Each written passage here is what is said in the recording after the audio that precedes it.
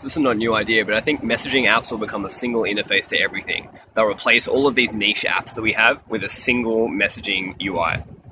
So the paradigm isn't quite upon us yet, but you look at all these apps that are coming out and, like Facebook M, Operator, Magic, WeChat, Slack, they're all got messaging as their core.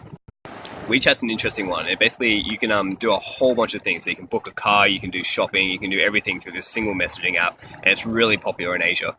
And there's some pretty obvious benefits to consolidating all of these apps into a single messaging app. I mean, there's no need for a separate Uber app, there's no need for a separate Airbnb app, there's no need for anything.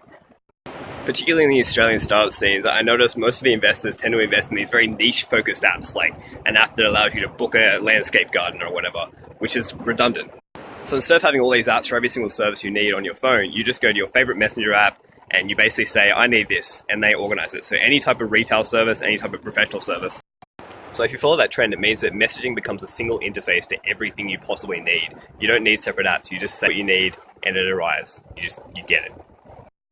So for now, a lot of the use cases that these apps are using are things like retail purchases, like, buying flowers or whatever, and also on-demand services like booking an Uber and things like that. But I see it applying to everything in society. So a startup that I'm working on is basically trying to connect people to professional service agents and just basically get their high-level tasks done through messaging.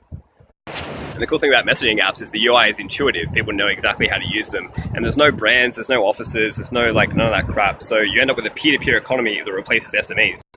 So you can kind of predict how this will play out.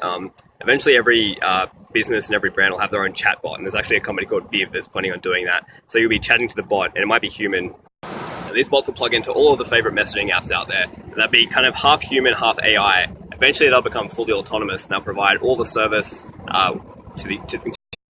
At some point, Google and Apple might make the strategic decision to actually turn their entire Android or iOS operating system into a messaging interface. No apps, just straight into messaging. If all these chatbots operate on a single uniform data structure like the Ethereum blockchain, eventually they'll learn from each other, and then we can go into a full conversational UI, which would be epic.